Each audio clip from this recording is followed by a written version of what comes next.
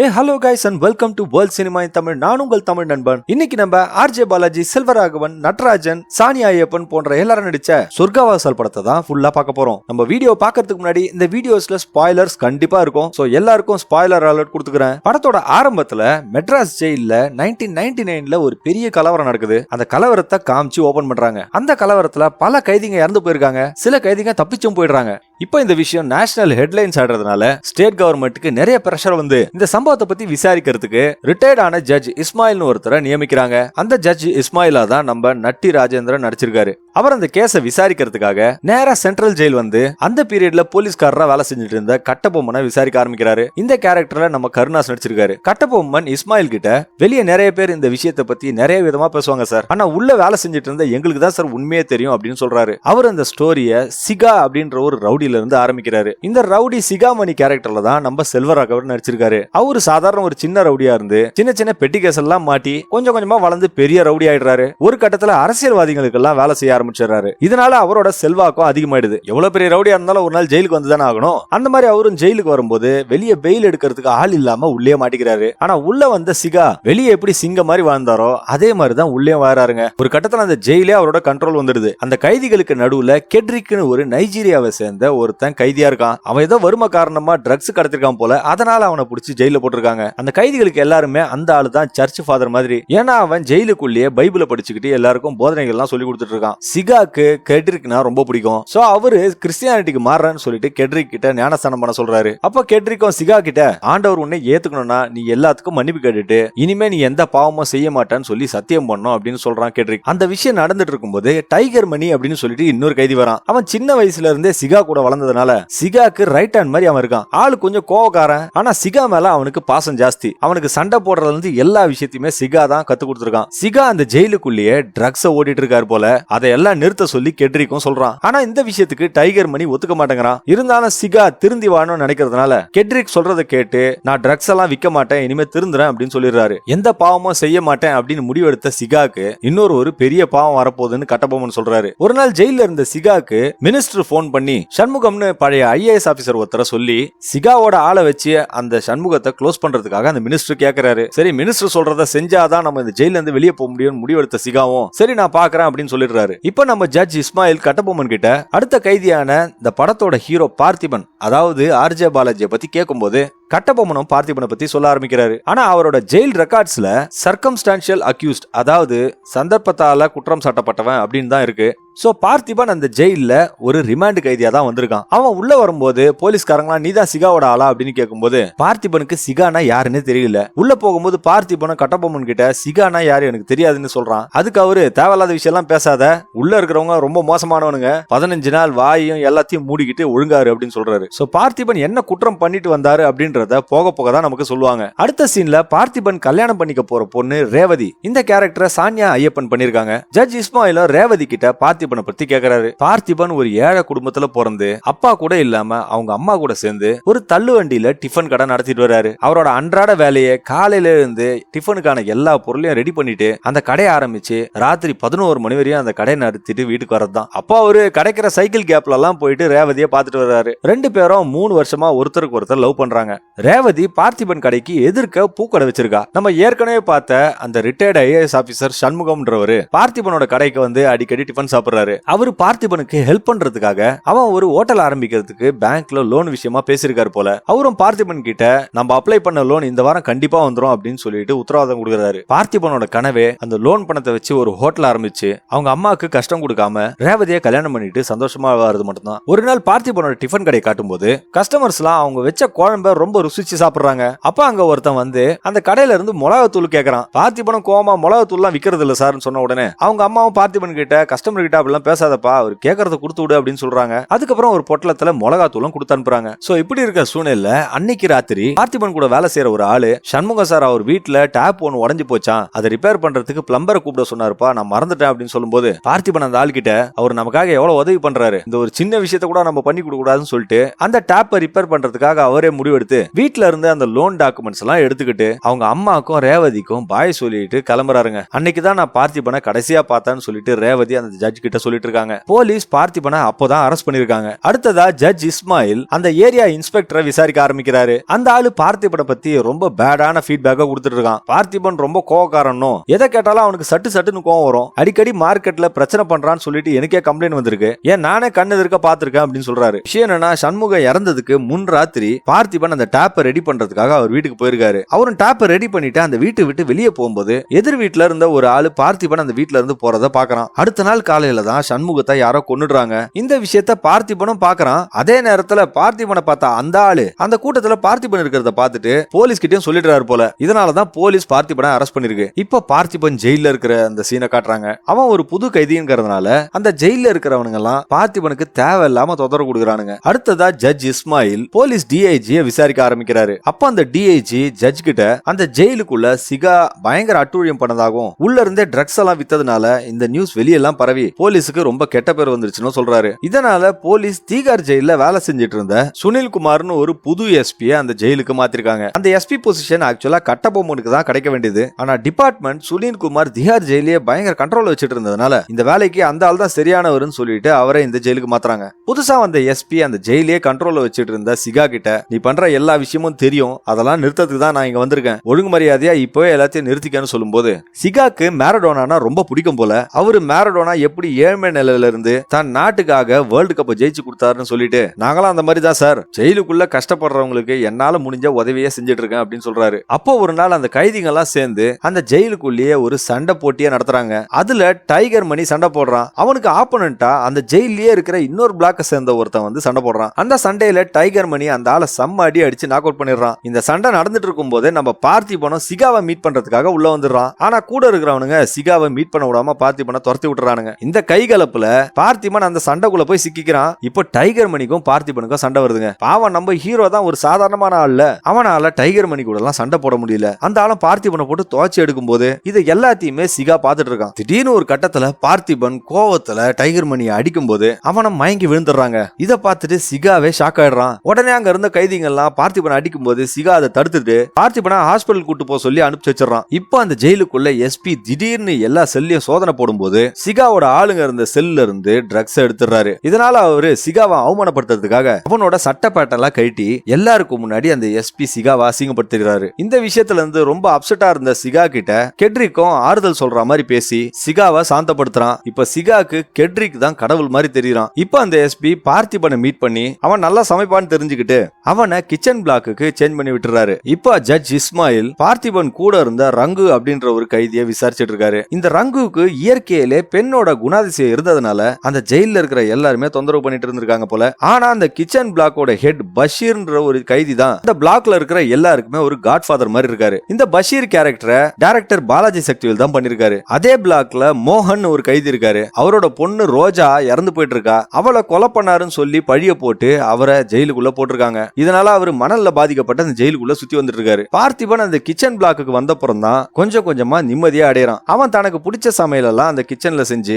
அந்த ஜெயில் கைதிங்க எல்லாரையுமே அசத்துறாங்க. பஷீர் 30 வருஷமா அந்த ஜெயில தான் இருக்காரு. இதனாலேயே அவர் மேல அந்த ஜெயில் கைதிங்களுக்கு ஒரு பெரிய மரியாதை இருக்கு. ஏன்னா இத்தனை வருஷமா அவங்க எல்லாருக்குமே சாப்பாடு போட்டது அந்த மனுஷன் தான். அந்த ஜெயில ஒரு தனி பிளாக்ல 3 எதிர்க்கட்சி எம்எல்ஏங்களை அரெஸ்ட் பண்ணி வச்சிருக்காங்க. ஆனா வழக்கம் போலவே அவங்களுக்கு சகல வசதியும் போலீஸ் பண்ணி கொடுக்குறாங்க. ஏன் அவங்கள தனியா கூப்பிட்டு பேசுறதுக்கு வாக்கி டாக்கி கூட கொடுத்துறாங்க. அப்பப்போ அந்த எம்எல்ஏங்களை சந்தோஷப்படுத்துறதுக்காக இந்த ரங்குன்ற கைதியையும் அங்க அனுப்பிச்சு கொடுமைப்படுத்துறாங்க. இத ஒரு நாள் கேரியர்ல சாப்பாடு எடுத்துக்கிட்டு அந்த எம்எல்ஏங்களுக்கு கொடுக்கறதுக்காக போற பார்த்திபனும் பாத்துறான். அவனும் ரங்கு கிட்ட ஏன் இப்படி பண்றேன்னு கேட்கும்போது எனக்கு வேற வழி தெரியல, என்னால என்ன பண்ண முடியும் அப்படின்னு சொல்லிட்டு அந்த பையனும் சொல்லிடுறான். சிகா அடுத்ததா அந்த ஜெயிலே பெருசா மதிக்கிறது சீலன் ஒருத்தர் தான். அவர் ஒரு இலங்கை தமிழர். அவரை ஏதோ ஒரு கடத்தல் கேஸ்ல புடிச்சு உள்ள போட்டிருக்காங்க. அவர் நல்லா படிச்சவர்ன்றதுனால அவர் என்ன சொன்னாலும் சிகா தட்டாம கேட்பான். ஒரு நாள் அந்த ஜெயிலுக்குள்ள அந்த எஸ்பி அந்த கெட்ரிக்கையும் மோகனையும் போட்டு கேள்வி கேட்டுட்டு இருக்கும்போது கெட்ரிக் கோவமா அந்த எஸ்பியை பார்த்து, நீங்க இந்த மாதிரி மனுஷங்களை மிருகங்க மாதிரிலாம் அடிக்க கூடாது, உங்களுக்கு அதுக்கு எந்த ரைட்ஸும் கிடையாது அப்படின்னு சொல்லிட்டு சண்டை போடுறான். அப்ப அந்த எஸ்பி கெட்ரிக் கிட்ட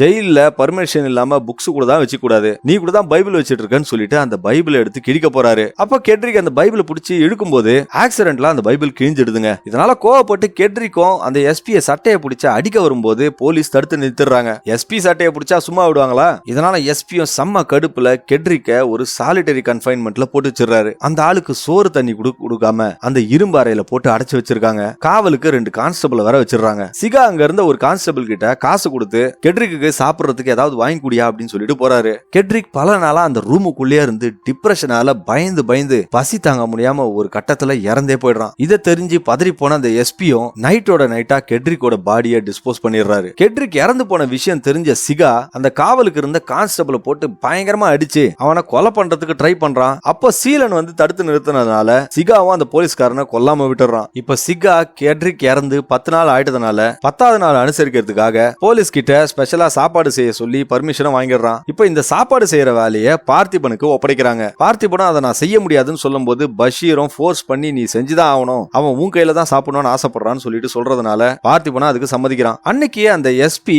பார்த்திபனை அவரோட ரூமுக்கு கூப்பிட்டு அவனோட அம்மாவையும் ரேவதியும் பாக்குறதுக்காக கூட்டிட்டு போறாரு. பார்த்திபனும் அவன் வீட்டுக்கு போய் அவங்க அம்மாவையும் ரேவதியும் பார்த்து கண்ணீர் விட்டு அழுதுட்டு இருக்கான். பையன் திரும்ப வந்துட்டான்னு நினைச்சுக்கிட்டு அவங்க அம்மாவை ரொம்ப ஆறுதலா பேசிட்டு இருக்கும்போது எனக்கு 5 நிமிஷம் தான் கொடுத்துருக்காங்க, நான் திருப்பி போகணும்னு சொல்றான் பார்த்திபன். இதை கேட்டுட்டு அவங்க அம்மாவும் ரேவதியும் அழுதுட்டு இருக்கும்போது பார்த்திபன் மனசு மாறி எஸ்பி கால்ல விழுந்து என்னை இப்படியே விட்டுருங்க சார், நான் எங்கேயாவது போய் பழச்சுக்கிறேன், என்னால மறுபடியும் அந்த நரகத்துக்குள்ள வர முடியாது சார் அப்படின்னு சொல்லி கெஞ்சுறான். ஆனா எஸ்பி பார்த்திபன் கிட்ட நீ கேட்டதனால தான் நான் இதை செஞ்சேன், இப்ப அடம் பிடிக்காதுன்னு சொல்லிட்டு பார்த்திபனை இழுத்துட்டு போய் அந்த வண்டிக்குள்ள வச்சு மறுபடியும் கூட்டிட்டு போயிடுறாரு. இப்ப பார்த்திபனை வச்சு இந்த எஸ்பி பெருசா ஏதோ ஒண்ணு பிளான் பண்றாருங்க. அவனை கூட்டிக்கிட்டு அவருக்கு தெரிஞ்ச வக்கீல் கிட்ட பேசும்போது அந்த வக்கீல் பார்த்திபனுக்கு ஈஸியா பெயில் வாங்கிடலாம், இவன் சர்க்கம்ஸ்டான்ஷியல் அக்யூஸ் தானே, மெயின் அக்யூஸ் ஒத்துக்கிட்டான்னா இவனை ஈஸியா வெளியெடுத்துடலாம் அப்படின்னு சொல்றாரு. அது மட்டும் இல்லாம அவங்க ஜீப்ல போயிட்டு இருக்கும்போது அந்த ஜீப் டிரைவரும் எஸ்பி கிட்ட சிகா மட்டும் தனியா கிடைச்சான்னா எப்படியாவது அவங்க கிட்ட இருந்து எல்லா உண்மையை வர வச்சிடலாம் சார் அப்படின்னு சொல்றாரு. இதுல இருந்தே இவங்க எல்லாருமே ஏதோ ஒண்ணு பிளான் பண்றாங்கன்னு மட்டும் தெரியுது. அப்ப அவங்க சிகாக்கு ஏதாவது மெடிக்கல் எமர்ஜென்சினா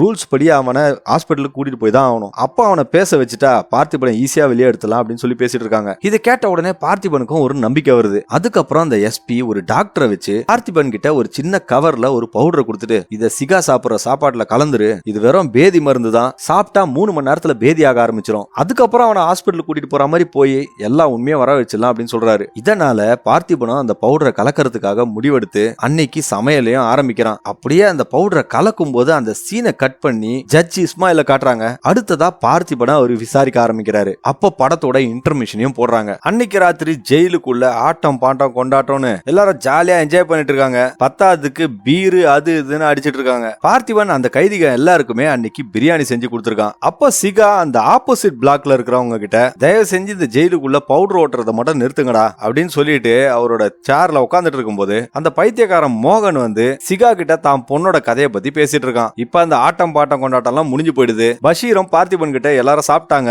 மீதி பிரியாணியை நீ சாப்பிட்டுட்டு போய் படு அப்படின்னு சொல்லிடுறாரு. ஆனா சிகா மட்டும் இன்னும் சாப்பிடாம உட்காந்துட்டு இருக்கான். அவன் கிட்ட டைகர் மணி வந்து ஏதாவது சாப்பிடு அப்படின்னு சொல்லி வற்புறுத்தி பார்த்திபன் கிட்ட போய் பிரியாணி கேட்கும் போது அந்த பிரியாணி அண்டாக்குள்ள பீஸே இல்லங்க, என்னையா சிகாக்கே பீஸ் இல்லையா அப்படின்னு கேட்ட உடனே நான் என்ன பண்றது எல்லாத்தையும் சாப்பிட்டாங்க அப்படின்னு சொல்றான். அப்ப பக்கத்துல ஒரு தட்டுல கொஞ்சோண்டு பிரியாணி மூடி வச்சிருக்கிறத பார்த்த டைகர் மணியும் அதை திறந்து பார்க்கும்போது அதுல 2 பீஸ் வச்சு பிரியாணி இருக்குங்க. இதை பார்த்து கடுப்பான டைகர் மணியும் பார்த்திபனை கண்ணத்திலே அரைஞ்சிட்டு சாப்பாடை ஒளிச்சு வைக்கிறியான்னு கேட்கும்போது அது நான் சாப்பிடறதுக்காக வச்சிருக்காங்க அப்படின்னு சொல்றான். அவனும் கேட்காம அதை எடுத்துட்டு போய் சிகா கொடுத்து சாப்பிட சொல்றான். சிகாவும் அந்த பிரியாணியை சாப்பிட ஆரம்பிக்கிறான். அதை சாப்பிட்ட கொஞ்ச நேரத்திலேயே சிகாக்கு வயிற்று வலி பயங்கரமா வந்து உயிர் போற மாதிரி கத்திட்டு இருக்கான். அப்ப அங்க வந்த போலீஸும் சிகாவை தூக்கிட்டு ஆம்புலன்ஸ்ல போட்டு ஹாஸ்பிட்டல் கூட்டிட்டு போயிட்டு இருக்கும்போது அந்த எஸ்பி சிகா கிட்ட என்னடா இவ்வளவு பெரிய ரவுடின்னு சொல்ற, சாதாரண பேதி மாத்திரைக்கு இப்படி அலற அப்படின்னு சொல்லிட்டு இருக்காரு. அப்ப அவருக்கு அதிர்ச்சி தர மாதிரி திடீர்னு சிகா இறந்து போயிடுறாங்க. டாக்டரும் அதை செக் பண்ணிட்டு கன்ஃபார்ம் பண்ணிடுறாரு. அந்த வண்டியில கூட கட்டபொம்மன் வேற இருக்காரு. புரோட்டோகால் படி கைதிகளுக்கு எதனா ஆச்சுன்னா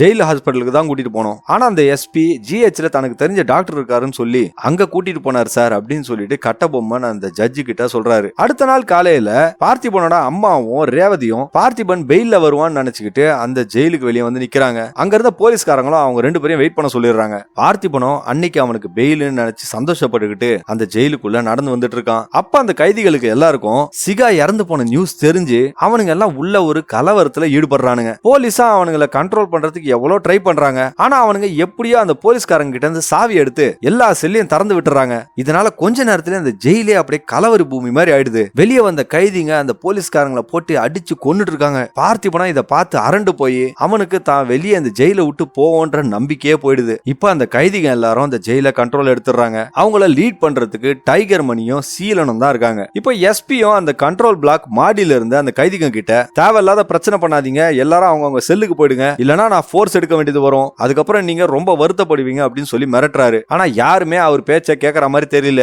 சீலனும் அந்த எஸ்பி கிட்ட நிறைய கோரிக்கைகளை வைக்கிறாரு. அது மட்டும் இல்லாம அவங்களுக்கு சிகாவை யார் கொன்னாங்களோ அவங்கள அரெஸ்ட் பண்ணியே தீரணும் அப்படின்னு சொல்றாங்க. அப்ப அந்த எஸ்பி அந்த கைதிங்க கிட்ட என்ன அரெஸ்ட் பண்றதுக்கு என்கிட்டே சொல்றீங்களா, ஒழுங்கு மரியாதையா கலைஞ்சு போயிடுங்க அப்படின்னு சொல்லிட்டு மறுபடியும் மிரட்டுறாரு. ஆனா அப்பதான் அந்த கைதிங்க அந்த போலீஸ்காரங்களுக்கு அதிர்ச்சி கொடுக்கற மாதிரி அந்த தனி பிளாக்ல இருந்த 3 எம்எல்ஏகளையும் கூட்டிட்டு வந்து, இப்ப நாங்க கேட்ட கோரிக்கைகள் எல்லாம் நீங்க நிறைவேற்றி வைக்கலனா இவனுங்க 3 பேரையும் ஒருத்தர நாங்க கொல்லுவோம் அப்படின்னு சொல்லி மிரட்டுறாங்க. இப்போ போலீஸால என்ன பண்ண முடியும், 3 பேரும் எம்எல்ஏங்களாச்சே, அவங்களுக்கு எதனா நடந்துச்சுன்னா அவங்க வேலைக்கே உல வச்ச மாதிரி ஆயிடும். அதனால இவங்களுக்கு என்ன பண்றது தெரியாம முழிக்கிறாங்க. இந்த நியூஸ் வெளியே கசிஞ்சு பிரஸ் மீடியா எல்லா இடத்துலயும் பரவிடுது. அதனால எல்லா மீடியாக்காரங்களும் அந்த ஜெயில சுத்தி வளைச்சிடுறாங்க. அதுக்கப்புறம் அந்த கைதிங்க எல்லாம் பேசிட்டு இருக்கும்போது டைகர் மணி அவங்க கிட்ட சிகா அண்ணன் எவ்வளவு சாப்பிடுவாரு எவ்வளவு குடிப்பாரு, ஆனா அவருக்கு எதுவுமே நடந்தது கிடையாது, ஆனா அன்னைக்கு ஏதோ ஒரு விஷயம் நடந்ததுனாலதான் அவர் இறந்து போனாரு, எப்படி நம்ம கண்டுபிடிக்கிறதுன்னு யோசிச்சுட்டு இருக்கும்போது அப்பதான் அவனுக்கு பார்த்திபன் அந்த சோறை மறைச்சு வச்சிருந்தது ஞாபகம் வந்து, ஒருவேளை பார்த்திபன் தான் சாப்பாடுல ஏதோ விஷத்தை கலந்து கொடுத்துருப்பான்னு நினைச்சுக்கிட்டு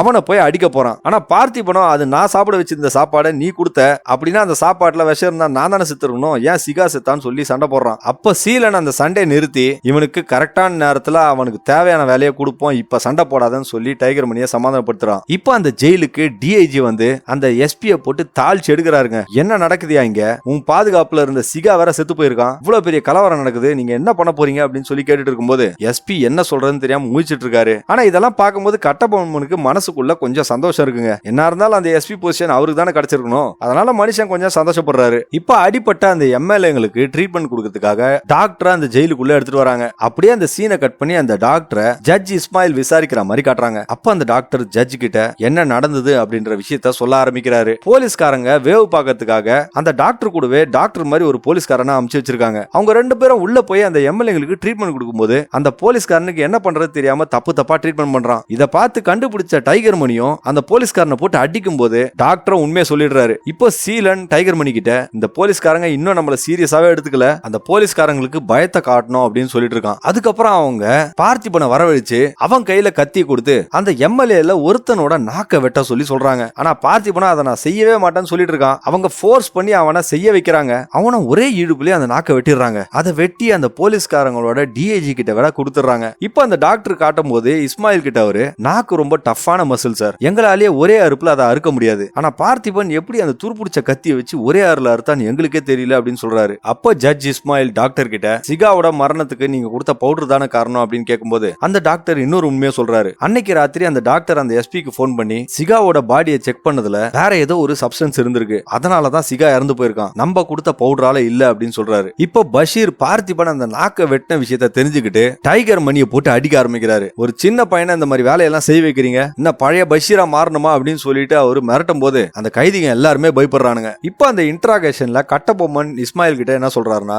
இப்ப தலைவன் இல்லாதனால அந்த குரூப்ல எல்லாரும் ஒருத்தன் ஒரு டிசிஷன் எடுத்து ஆரம்பிச்சானுங்க, அப்படிதான் இந்த விஷயமும் நடந்தது அப்படின்னு சொல்லிட்டு அடுத்ததான் நடந்தத சொல்றாரு. கவர்மெண்ட்டும் அந்த கைதிகளோட கோரிக்கையை நிறைவேற்றறதா சொல்லி போலீஸுக்கு ஆர்டர் போட்டுடுது. அதே நேரத்துல அந்த ஜெயிலுக்கு வெளியே ஒரு போலீஸ் பட்டாலியனே வரவேற்கிறாங்க. இப்ப அந்த போலீஸ்காரங்க அந்த கைதிகளை நீங்க சொன்ன கோரிக்கைகள் தான் நிறைவேற்றுறோம்ல, மரியாதை எல்லாரும் கலைஞ்சு போயிடுங்கன்னு சொல்றாங்க. ஆனா அவங்க சிகா சாவுக்கு காரணமான அந்த எஸ்பியை எங்க கிட்ட கொடுக்கணும் சொல்லிட்டு கேக்குறாங்க. ஆனா போலீஸ் மறுக்கும் போது டைகர் மணி கோவத்துல அந்த போலீஸ் கிட்ட ஒரு எம்எல்ஏ கொண்டாதாண்டா உங்களுக்கு எல்லாம் அறிவு வரும்னு சொல்லிட்டு அவனை எம்எல்ஏவை கொல்றதுக்காக போறான். அப்ப பார்த்திபன் மணியை தடுக்க ட்ரை பண்றான். ஆனா அவன் பார்த்திபனை ஈஸியா அடிச்சு போட்டுறான். ஆனா சீலன் இப்ப தடுக்கும் போது மணி கோவப்பட்டு சீலனை பார்த்து நீ யாருக்கு தான் சப்போர்ட் பண்ற, இந்த பக்கமும் பேசுற அந்த பக்கமும் பேசுற, நீ யார் பக்கம், கடைசியில நீ இலங்கைக்காரனோட புத்தியை காமிச்சிட்ட பத்தியான்னு சொல்லும்போது அந்த ஆளு கோவமா இலங்கைக்காரனை பத்தி நீ என்ன நினைச்ச, நாங்க ஒன்னும் காசுக்கு வேலை போற ஆளு கிடையாது அப்படின்னு சொல்றாரு. இப்ப டைகர் மணி அந்த போலீஸ் கிட்ட அந்த 3 எம்எல்ஏங்களையும் காமிச்சு உங்களுக்கு 1 மணி நேரம் டைம் தரேன், அதுக்குள்ள எஸ்பி எங்க கிட்ட கொடுத்தாகணும், இல்ல இவனுங்க எல்லாரையும் கொலை பண்ணிடுவேன் அப்படின்னு சொல்லி மிரட்டுறான். இப்ப அந்த கைதிங்க அந்த 3 எம்எல்ஏவையும் ஒரு தனியான பிளாக்ல ஒளிச்சு வச்சிடறாங்க.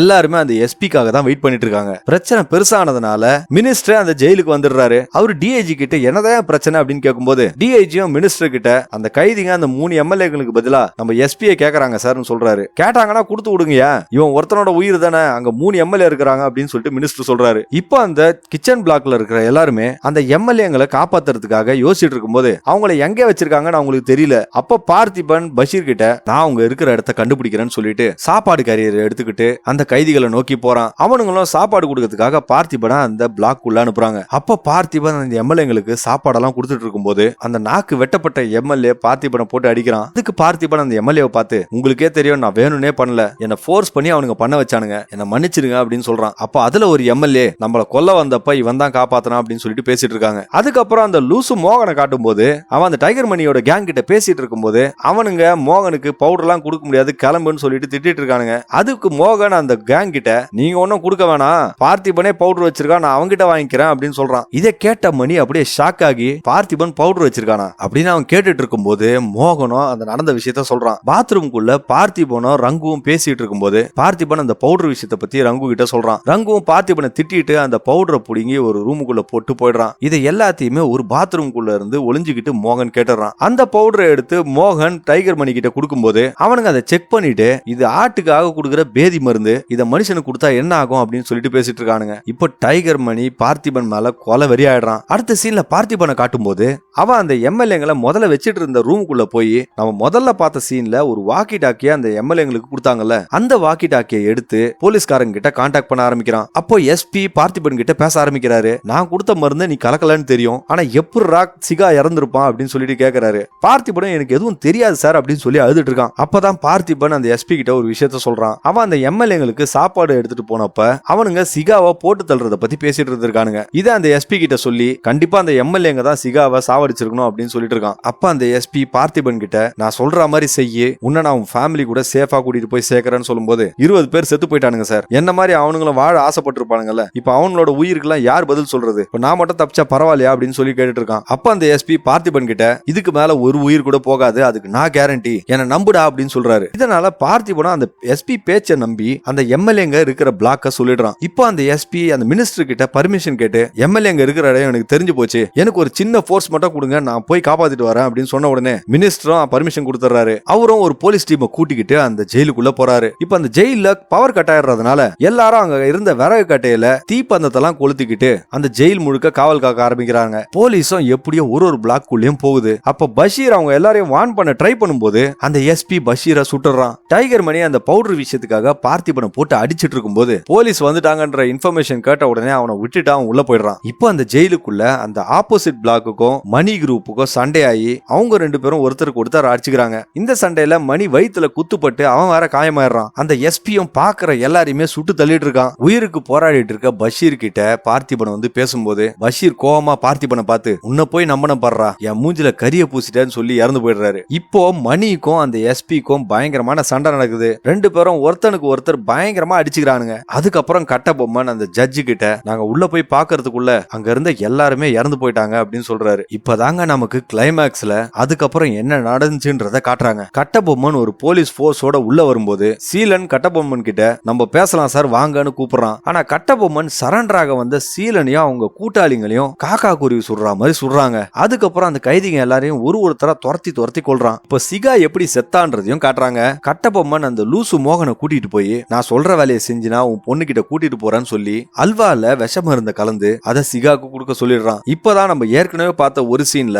மோகன் வந்து சிகா கிட்ட தான் பொண்ணு கிட்ட பேசும்போது அந்த அல்வாவை கொடுத்து சிகாவை சாப்பிட வச்சிடறான். இதனாலதான் சிகா இறந்து போயிருக்கான். ஆனா இந்த உண்மையை தெரிஞ்ச மோகனையும் கட்டபொம்மன் சுட்டு கொன்னுறான். கடைசியா அந்த எஸ்பிய போய் பாக்குற பார்த்திபன், யாருக்கும் எதுவும் ஆகாதுன்னு சொன்னீங்களே சார், இப்ப இத்தனை பேர் செத்து போயிட்டாங்களேன்னு சொல்லி பேசிட்டு இருக்கும்போது, என்னடா கடைசியில நீ ஹீரோவா பாக்குறியா, இங்கேயே சாவணும்னு முடிவு பண்ணிட்டல, உன்னை வெளியே எடுக்கிறதுக்கு தான் நான் இவ்வளவும் பண்ணேன்னு சொல்லி அவனை எஸ்பி தள்ளி விட்டுறாரு. இப்ப அங்க வந்த கைதிங்க எல்லாரும், இந்த எஸ்பி தாண்டா பஷீரை கொன்னா, இவனை சும்மா விடக்கூடாது அப்படின்னு சொல்லிட்டு இருக்கும்போது அந்த எஸ்பி பார்த்திபனை பார்த்து, உங்க பஷீரை கொன்னது நான் இல்லடா, உங்க கூடவே இருந்த எலிதான். என்ன பார்த்திபன், அந்த எலி யாருன்னு நான் சொல்லட்டுமா அப்படின்னு சொல்லும் போது பார்த்திபன் கோவத்துல ஓடி வந்து, நான் எலி இல்லன்னு கத்திக்கிட்டு அவன் கையில வச்சிட்டு இருந்த ஒரு கத்தியை வச்சு அந்த எஸ்பிய சராமரியா குத்துறான். இத பார்த்து அந்த கைதிங்க எல்லாம் அப்படியே ஷாக் ஆயிடுறாங்க. இப்ப கட்டபொம்மன் அந்த ஜட்ஜு கிட்ட, எஸ்பியை யாரு கொன்னாங்கன்னு எங்களுக்கு தெரியல சார், நாங்க உள்ள போகும்போது அவர் இறந்து கிடந்தாரு, இவ்வளவுதான் சார் எனக்கு தெரியும் அப்படின்னு சொல்றான். இப்ப பார்த்திபனும் ரேவதியும் ஒன்னா இருந்த சில காட்சிகளை காட்டுறாங்க. அதுக்கப்புறம் தாங்க அந்த பிக் ரிவியூல நமக்கு பண்றாங்க. பார்த்திபன் அந்த ஜட்ஜு கிட்ட,